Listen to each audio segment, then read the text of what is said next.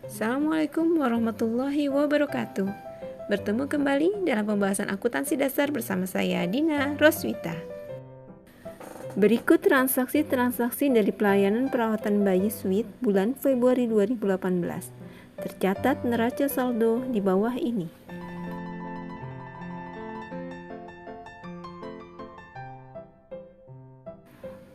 2 Februari membayar sewa untuk 1 bulan sebesar Rp140.000.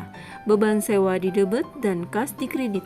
3 Februari menerima pembayaran atas 1 bulan pelayanan sebesar Rp400.000, kas di debit dan pendapatan di kredit. 4 Februari membeli perlengkapan dengan kredit sebesar Rp85.000, perlengkapan di debit dan hutang dagang di kredit.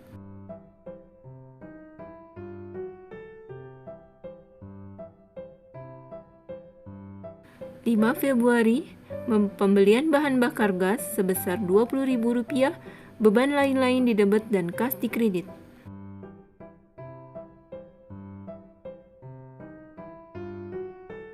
Lanjutkan pencatatan semua transaksi ke jurnal umum.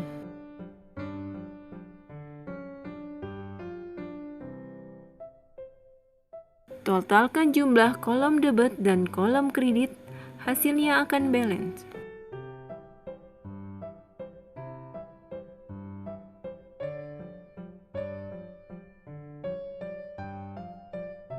Sekarang, lakukan pencatatan di buku besar dari akun-akun masing-masing berdasarkan jurnal umum.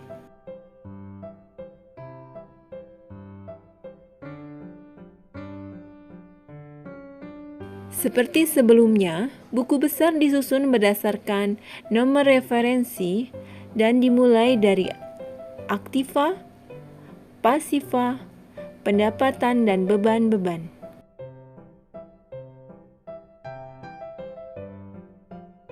Kemudian, pindahkan seluruh transaksi kas ke akun kas di buku besar.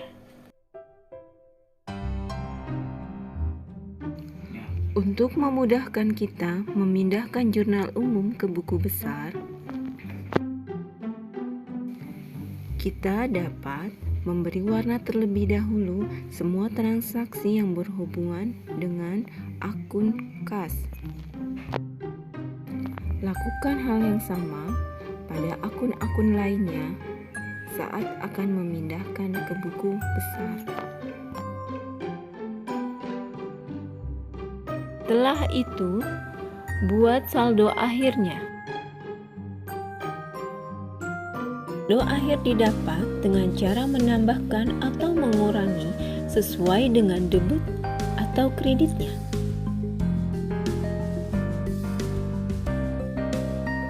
Pastikan tidak tertukar penempatannya antara debit dan kreditnya.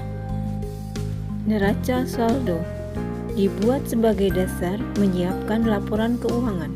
Neraca saldo disusun setelah buku besar dibuat secara sistematis sesuai dengan akun, tidak acak.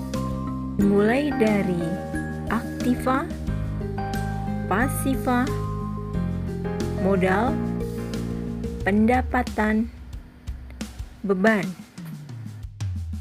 Karena itu, ikhtisar angkanya dapat dilihat di buku besar. Terakhir, jumlahkan kolom debit dan jumlahkan kolom kredit. Hasilnya akan balance. Selanjutnya, laporan keuangan.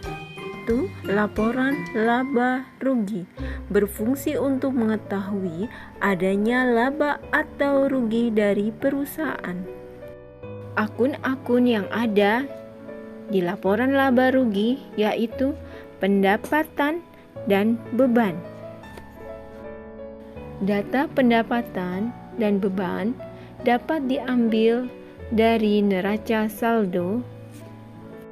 Total pendapatan dikurang total beban sama dengan laba jika pendapatan lebih besar dari beban. Rugi jika beban lebih besar dari pendapatan. 2. Laporan perubahan modal untuk menyajikan kenaikan atau penurunan modal dalam periode akuntansi. Berfungsi untuk menghubungkan laba rugi dengan neraca. Modal ditambah laba bersih sama dengan modal sementara. Dikurang prive sama dengan modal akhir. 3. Neraca. Fungsinya untuk menafsirkan kesehatan keuangan perusahaan, menganalisis likuiditas serta fleksibilitas keuangan perusahaan. Seluruh aktiva di sebelah kiri, seluruh pasiva di sebelah kanan, ditambah dengan modal akhir. Total aktiva akan sama dengan pasiva ditambah modal.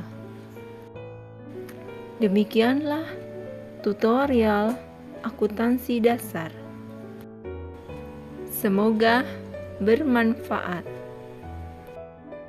Wassalamualaikum warahmatullahi wabarakatuh.